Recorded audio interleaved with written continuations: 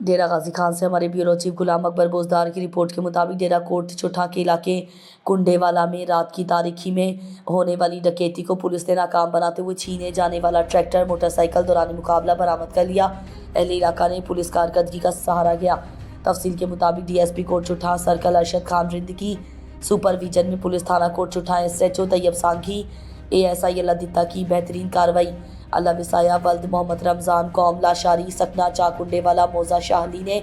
police थाना कोट चौठा को इतला दी कि 4 अगस्त नामालूम मुल्जिमान ने मेरा भाई पीर बख्श फार्म में सोया हुआ था,